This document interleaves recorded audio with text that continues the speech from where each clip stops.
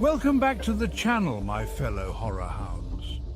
You're back for more, and trust me, I aim to deliver.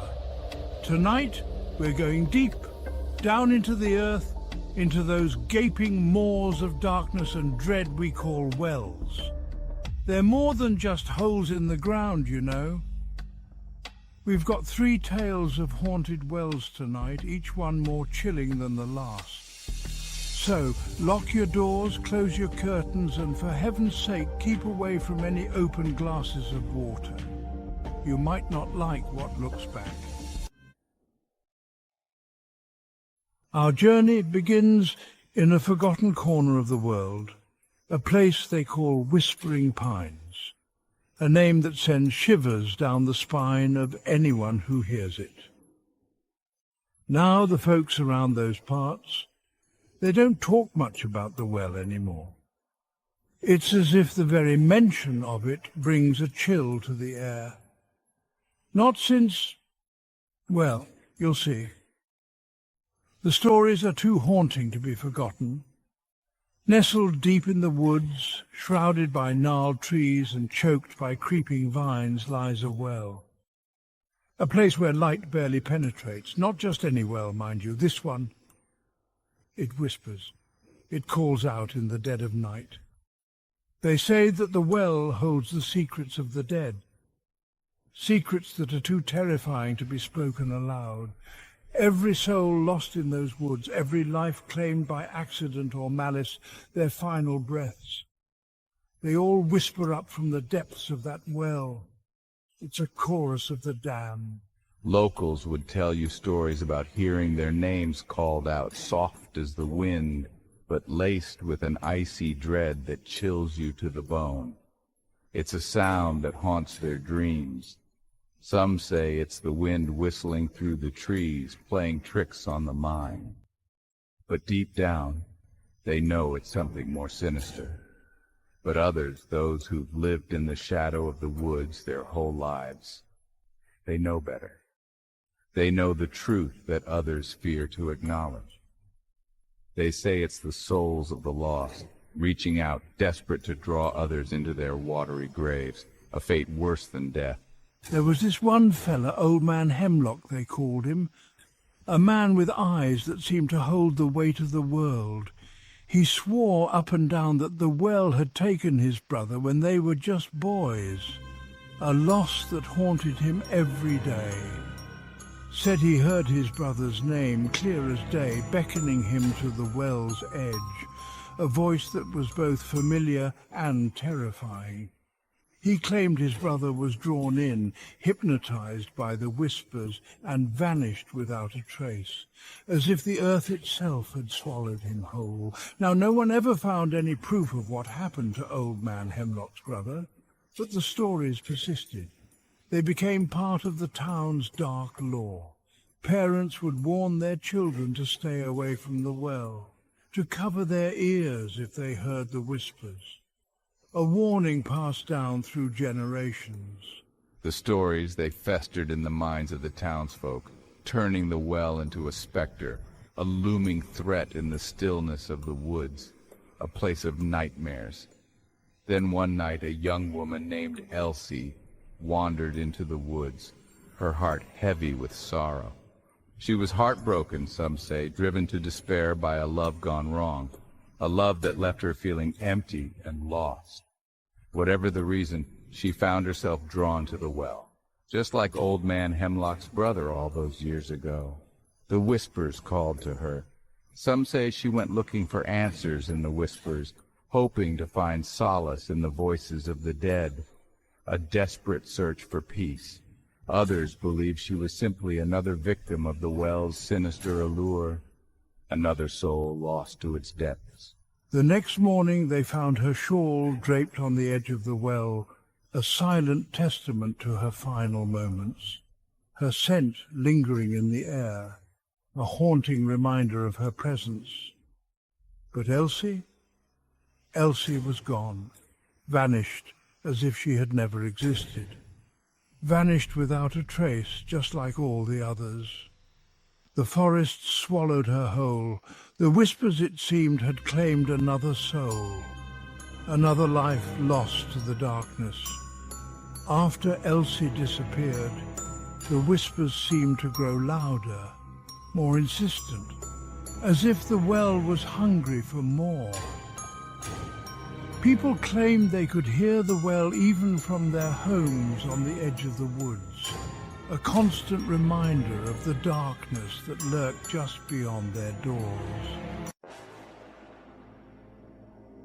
Our next tale takes us deep into the heart of Blackwood Forest, a place steeped in shadow and choked by an oppressive silence that seems to swallow all sound. Legends say the forest is haunted, cursed even, and at its heart lies a well, a source of both life and unimaginable despair. They call it the Cursed Well of Blackwood, and locals will tell you it's a well best left undisturbed. The well itself is ancient, its stone rim worn smooth by centuries of wind and rain.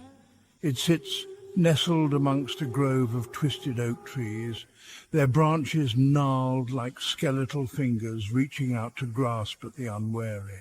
Legends speak of a dark magic that infects the well, a curse placed upon it by a scorned witch centuries ago.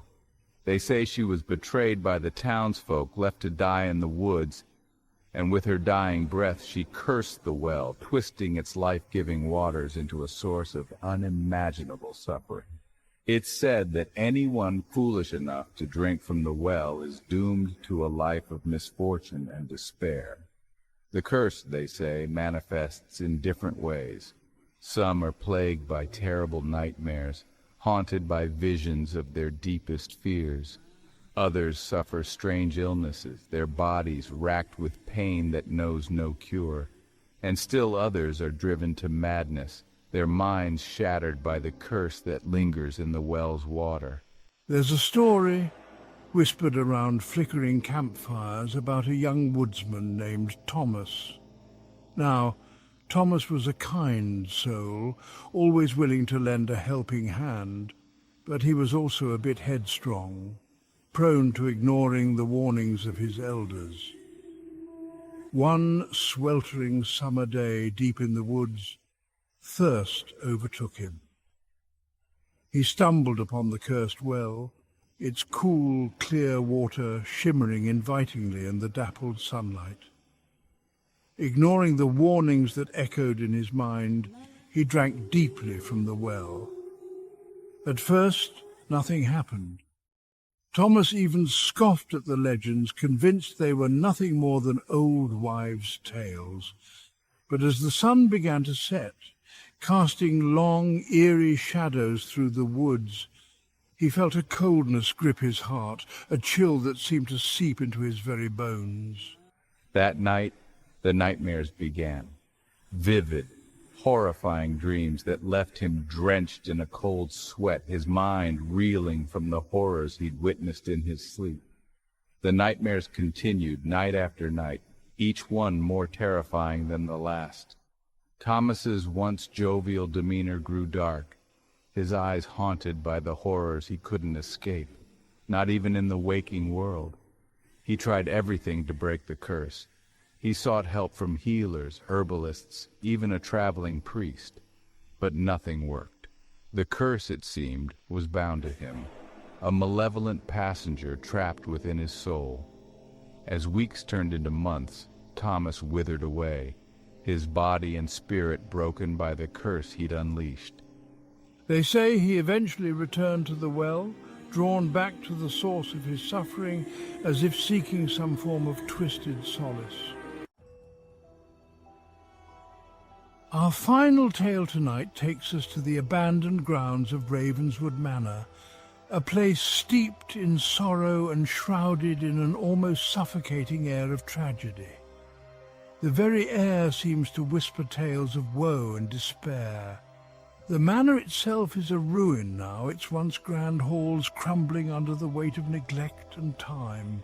The walls, once echoing with laughter and music, now stand silent and forlorn. But it's the well in the overgrown courtyard that draws the attention of those few brave or foolish enough to venture onto the grounds. The well stands as a silent sentinel, guarding its dark secrets. They call it the Phantom Well of Ravenswood, and its waters, they say, are haunted by a tragedy that refuses to fade with time. The well's dark depths seem to hold the very essence of sorrow. The story goes that centuries ago, a young girl named Anya lived in the manor with her wealthy family. The manor was a place of joy and prosperity back then. Anya was a bright, cheerful child, full of life and laughter. Her presence brought light to every corner of the manor. She was, by all accounts, the apple of her parents' eye. Their love for her was boundless, and they cherished every moment with her. One warm summer evening, as the sun began to set, casting long shadows across the manor grounds, Anya, eager to chase fireflies, slipped out of the house and into the courtyard. The evening air was filled with the scent of blooming flowers. Her laughter echoed through the still air as she danced among the flowers, chasing after the flickering lights. It was a scene of pure, innocent joy. But as darkness fell, her laughter turned to panicked screams. The night, once filled with her joy, became a harbinger of dread. Her parents, frantic with worry, searched the grounds, their hearts pounding with fear. The manor's once comforting shadows now seemed menacing. They found her by the well, her tiny hand clutching the edge of the stone rim. The sight was one of unimaginable horror. It was a sight that would forever haunt their dreams. The well, once a simple structure, now became a symbol of their deepest sorrow. The well was too deep, the water too dark. Anya was gone. The darkness of the well seemed to swallow all hope. Whether it was a tragic accident or something more sinister, no one knows for sure. The mystery only added to the manor's eerie reputation. But the whispers started soon after. The manor's halls were filled with hushed conversations and fearful glances. Servants claimed to hear Anya's laughter echoing through the empty halls of the manor. The sound was both comforting and chilling. Others swore they saw her fleeting figure in the windows, her white dress billowing in the breeze. The manor seemed alive with her ghostly presence.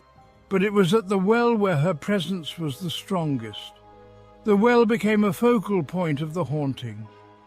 People claimed to see her apparition at night, her translucent form shimmering beneath the moonlit sky.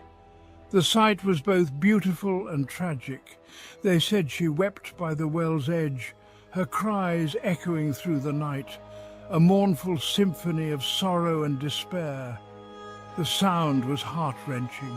Some say she's searching for a way out of her watery prison, her ghostly hand reaching up from the depths, desperate for someone to pull her free. The desperation in her movements was palpable.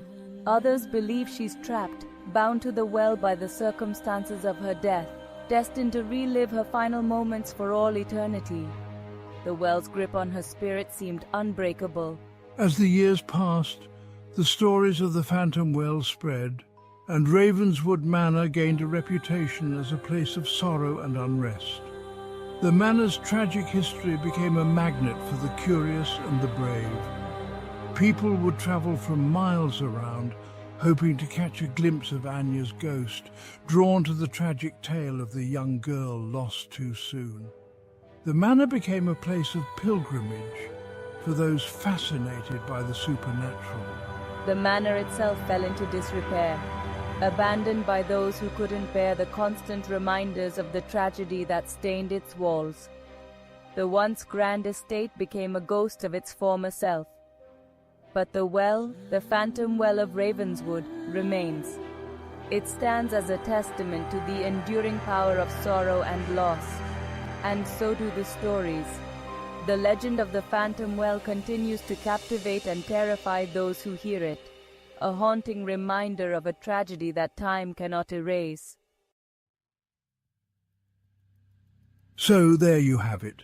3 chilling tales of haunted wells, each more unsettling than the last. Remember, these are just stories. Legends whispered around campfires and passed down through generations. Or are they? Until next time, sleep tight, and if you hear something whispering your name, well, let's just say, don't look down the well.